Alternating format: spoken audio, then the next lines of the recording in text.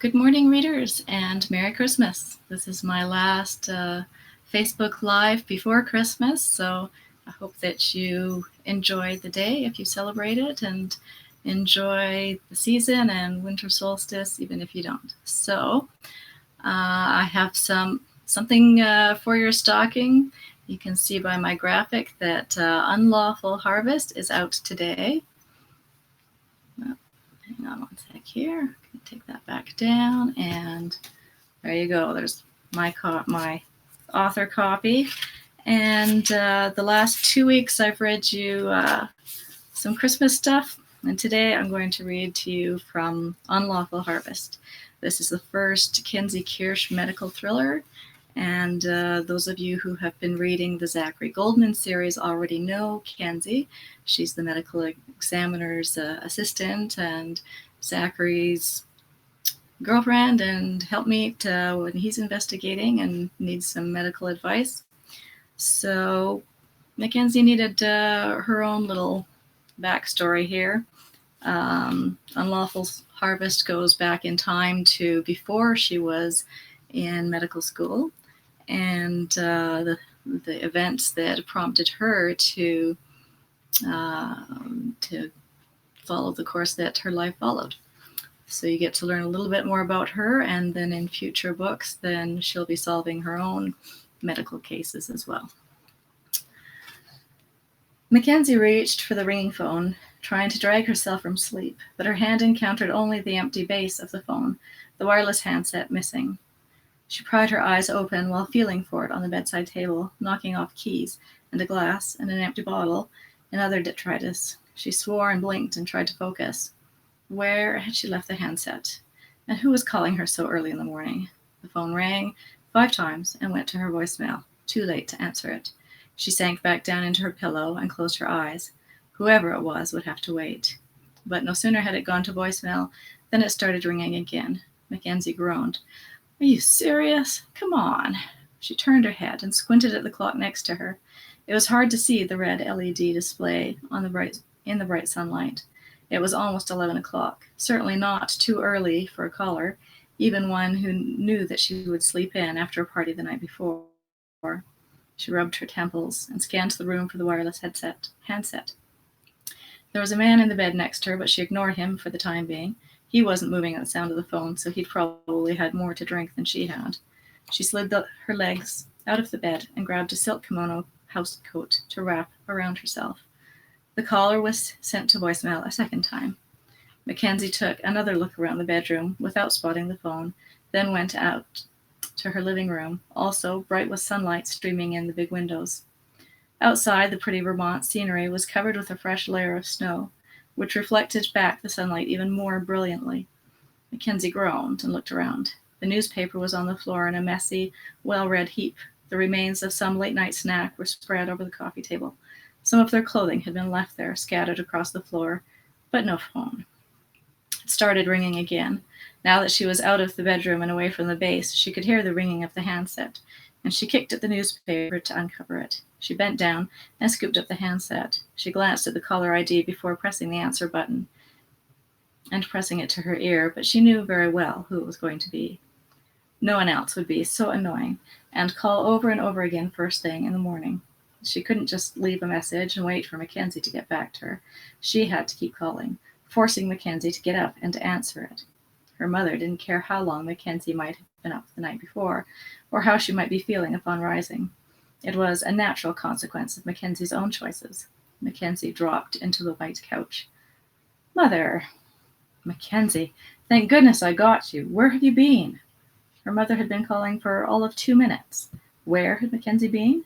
She could have been in the bathroom, having a shower, talking to someone else on the phone, or even at some event. Granted, she didn't go to a lot of events at 11 o'clock in the morning, but it could happen. Mrs. Lisa Cole Kirsch had a pretty good idea where Mackenzie had been, in bed, like most other mornings. What is it, Mother? It's Amanda. She's sick. Mackenzie nodded to herself and scratched the back of her head. One of the things that would definitely set Lisa into a tizzy was Amanda being sick. She worried over every little cough or twinge that Amanda suffered. She had good reason, but it still made Mackenzie roll her eyes. What's wrong with Amanda? I don't know. Maybe it's just the flu, but I'm really worried, Mackenzie. The doctor said to just wait and see, but they don't understand how frail Amanda is. They think I'm just overreacting and being a hypochondriac. You know that I'm not just a hypochondriac. I know. So how is she? Mackenzie had to admit that even though her mother worried about Amanda, her worry was well justified. Amanda's health could get worse very quickly, and with the anti-rejection drugs suppressing her immune system, she was prone to picking up anything that went around. She's not good. She was up late. She was up all night, throwing up, high fever. She's just not herself. I called an ambulance at 8 o'clock. She can't keep anything down, and I don't like the way she's acting, so weak and listless. Mackenzie felt the first twinge of worry herself. Amanda had spent much of her life sick, but she was a fighter.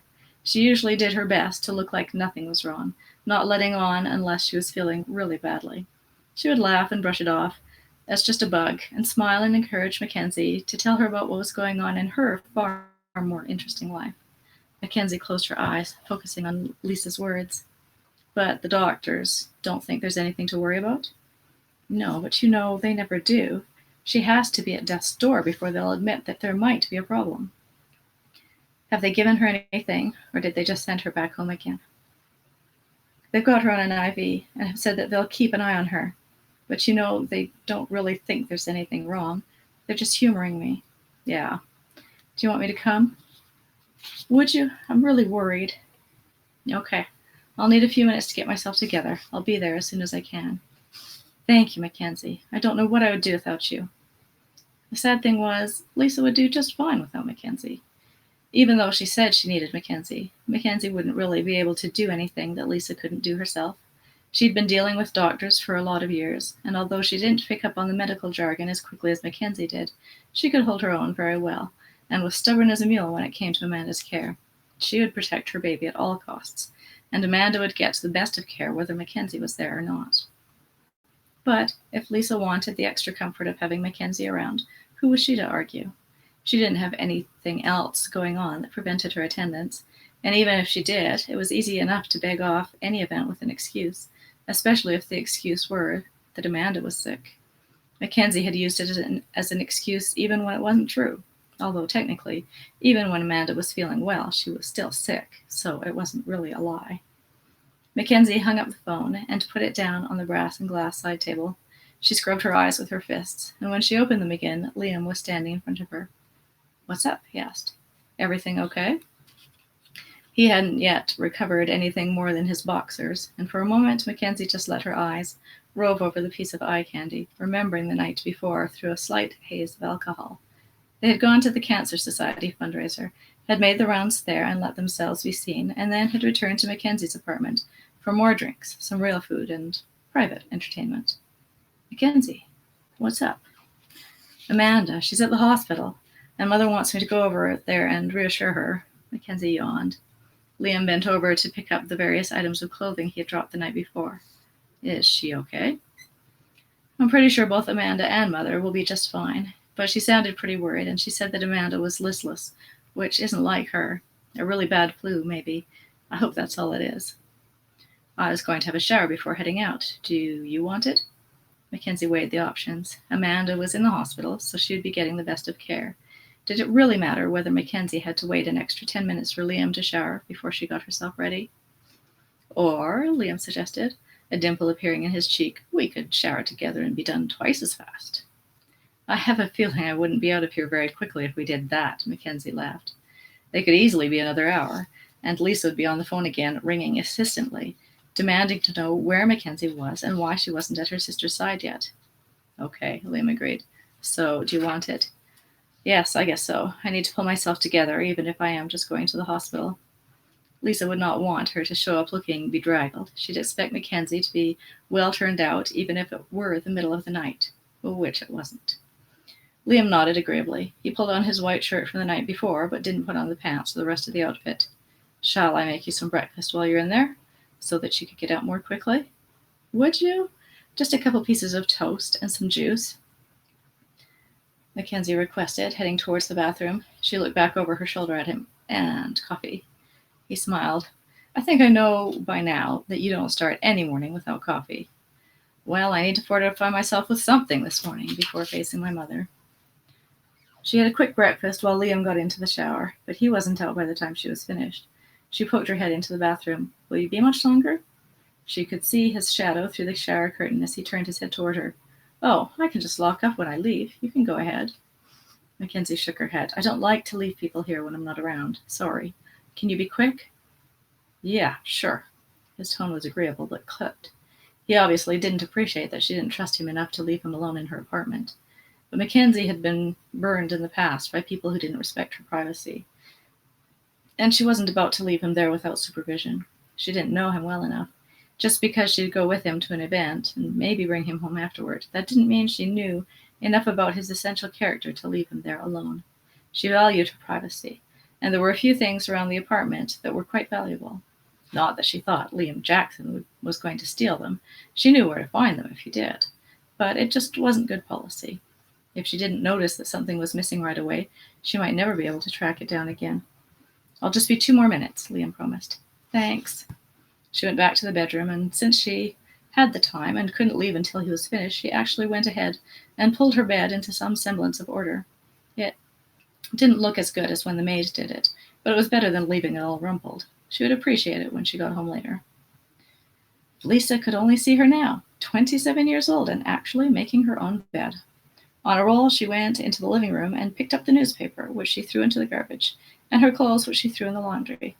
Liam was out of the shower, but not yet out of the bathroom. She threw a random assortment of dishes into the dishwasher and had the place looking pretty tidy when Liam made an appearance, dressed, his hair wet but neatly combed, and his face still stubbly, not having taken the time to shave.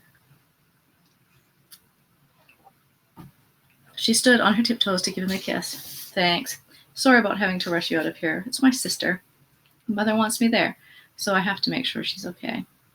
Liam nodded, looking down at her and letting his fingers linger on her jaw for a moment. That, or you got one of your girlfriends to call to break up the party so you could get rid of me. Ugh, I wouldn't do that when I was still in bed. He smiled. Give me a call later, then. Let me know how it goes, and we'll see each other again. Soon. They didn't have anything lined up. No dates, no fundraisers, nothing on the horizon. Liam was a nice guy, good-looking, and Mackenzie might add him to her regular coterie of admirers, but she hadn't made up her mind yet. She wasn't 100% sure that he was her type, whatever that was. After seeing him out the door, she put on her coat and winter gear and headed for the hospital. When she managed to find her way to Amanda's hospital room, not in the renal unit where she usually was, Amanda was asleep. Lisa sat next to the bed, watching her sleep, not reading a book, not looking at her schedule for the week, just watching her sleep. Mackenzie would have gone crazy. She couldn't stand to have people staring at her. Hi, Mom, she said softly. Lisa looked over at her, automatically making a motion for her to be quiet before she evaluated Mackenzie's voice and the deepness of Amanda's sleep and decided that she probably wasn't being too loud after all. How's she doing? Mackenzie looked over at her kid sister. Amanda was 20 years old, but when she was asleep, she looked about 10. She was shorter than Mackenzie, and Mackenzie wasn't exactly an Amazon herself. Amanda was small and elfin, and people often mistook her for a kid if they weren't paying attention. She had a beautiful face, and when she was feeling well. She wasn't looking too bad. Her weight was good, her cheeks round rather than sunken, like they'd been when she'd been through her worst times. She had long, dark hair that got tangled if she didn't take care of it, which was hard to do when she was in a hospital bed all day. But she didn't like to cut it short, so that it would be easier to take care of. She said that she needed her strength, like Samson. Amanda was pale, and that bothered Mackenzie. But if she had the flu and had been throwing up for hours, then of course she was going to be pale. It was just a virus. She would be feeling better soon. She's sleeping, Lisa stated the obvious. She's been sick all night. I'm glad she was finally able to drift off. Maybe she's on her way to feeling better. Probably just a bug. Yes, hopefully. There was an IV hanging, but Lisa had said that Amanda needed it to stay hydrated. It didn't necessarily mean that she was back on some treatment again. Mackenzie pulled the other chair in the room closer to her mother's and sat down. Amanda had been given a private room, of course. There was no way she was going to be left in some hallway or emergency room curtain. Lisa would see to that. Do you want to go get something to eat? Mackenzie suggested. Well, Lisa's eyes flicked over to Amanda. I don't know. I don't want to leave her alone. I'm here. You haven't had anything to eat, have you? You've been with her since last night? Yes, you're right. Well, you're not going to be any good to her if you're fainting from hunger or all angry and irritable from low blood sugar. So go. I'll be with her if she wakes up. She's not going to be alone. Oh, are you sure? Why don't you take advantage of the fact that I'm here? Because I'm not going to be here all day. Go have something to eat. Okay, Lisa agreed. But she still made no movement to get up, watching Amanda with worried eyes. She'll be fine for now. I'll have them page you if something happens. Would you? Lisa brightened at the suggestion. She could go and have something to eat, and still be sure that Amanda hadn't taken a turn for the worse. She clutched her purse on her lap, then nodded and got up. Thank you so much, Mackenzie. I appreciate you coming and being here for your sister. And for you, Mackenzie reminded her. Don't you try saying that I never do anything for you. I would never say that. Mackenzie raised her eyebrows as her mother left. She might say it, and she might not, but she would certainly imply it the next time she wanted Mackenzie to do something for her, and Mackenzie had something else going on or didn't want to be there. Lisa's heels clicked sharply as she walked away. Mackenzie watched her go. She leaned back in her chair and looked over at Amanda once more. The hospital chair was far from comfortable. She's going to have to get used to it if she was going to be there for a few hours. I should have brought a book, she murmured to Amanda. She hadn't thought to bring anything with her. She'd just gotten herself together and headed over. And she couldn't go down to the gift shop to pick something up, not after dismissing her mother and saying she'd stay with Amanda while Lisa was eating. Mackenzie sighed and resigned herself to just sitting there and napping while she waited either for Amanda to wake up or for Lisa to return from lunch. Okay, so that's the first chapter of Unlawful Harvest. Hope that you will pick it up and let me know how you enjoy it. Again, Merry Christmas, and I will see you next week.